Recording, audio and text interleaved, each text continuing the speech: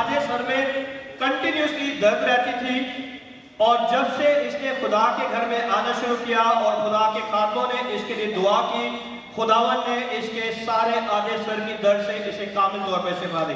जोरदार तालियां बजाइए यीशु के नाम को जलाल।